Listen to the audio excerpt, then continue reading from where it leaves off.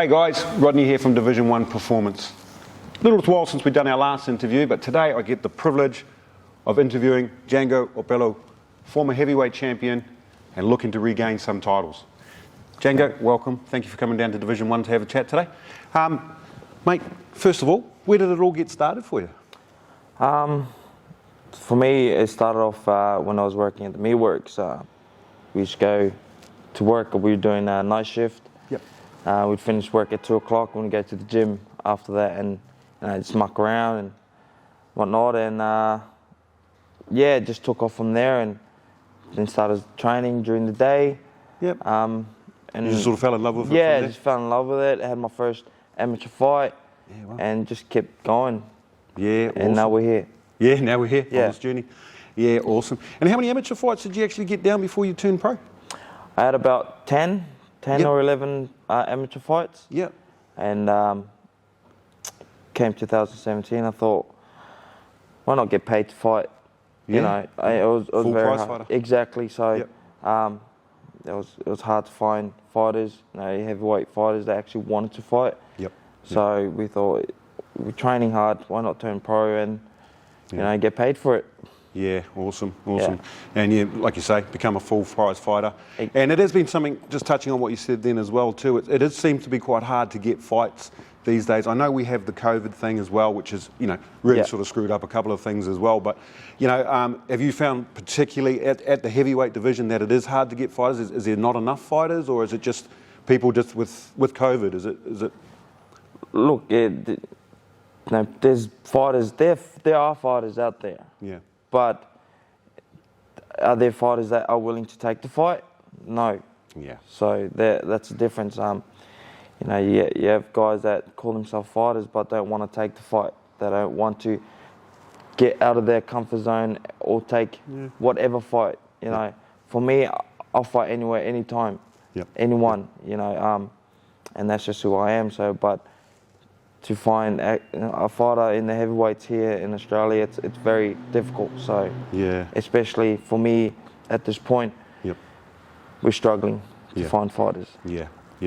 And that's, like you say, that's a tough thing too. And obviously even looking overseas right now with COVID and everything, it's probably not on the books as well too. Yes, so.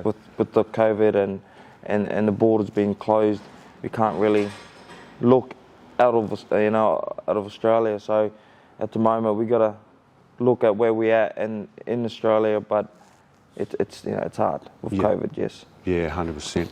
And I believe that if you do get this fight, there's a new class that you are looking at called Bridgerweight class, which is recognised by the WBC, which we all know is the green belt, which is the big one. Tell us a little bit about that class. I believe it has a bit of an interesting story behind it. Yes. So I found out about this new weight class and how it all come apart with the brother jumping in to protect the sister and the sister from the dog attack. Yes, which is really sad. Yep. So obviously with the WBC, it's the main bout, big bout. It's we're interested in it. It could open some doors up for us in the future. We get this bout, this regional title. It'll open up a lot of doors, and I can imagine it would. With being the WBC as well, it's such a big recognised throughout the boxing, and such a cool class to have. With that, I saw the pictures myself of what that little boy did to save his sister. And then to find out that it's this class that they've made for him, which is brilliant and awesome. Yes, it was. And hopefully, like the IBF, there'll be WBO and that jump in on that as well. Too, to make it a legitimate class too. Just on the mental side of your preparation, how does Django go about getting himself right for a fight? Like, the date's on.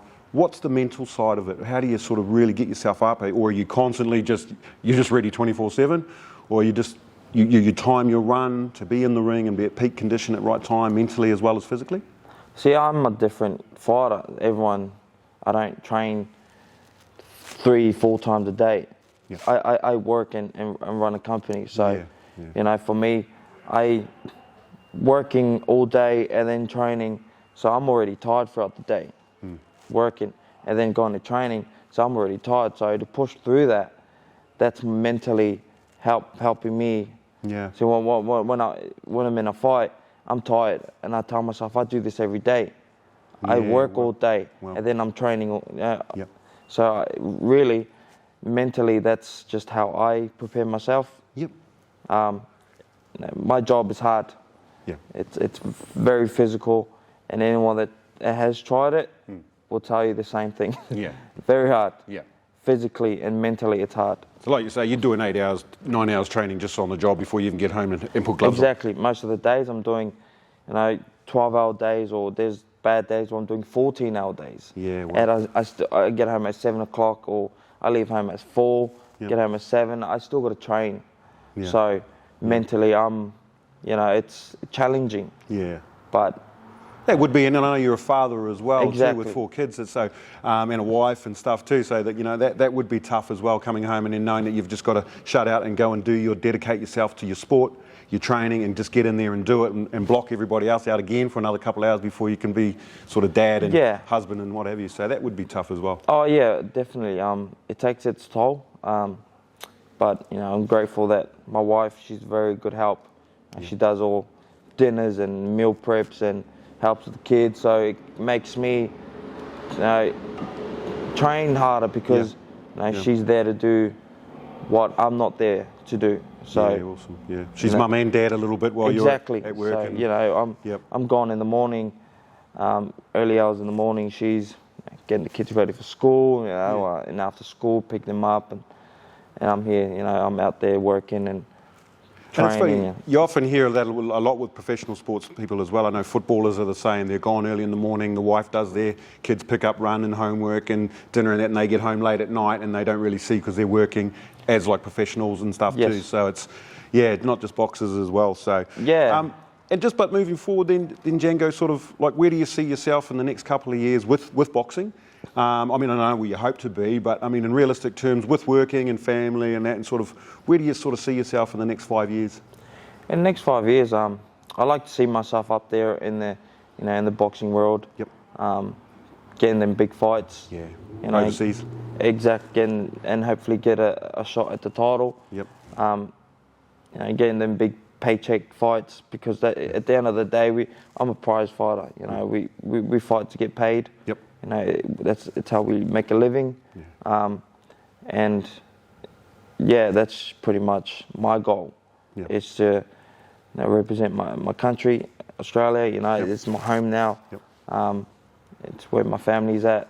Yeah. Friends. So I'd like to. That's where I'm at in 5 years. Yeah.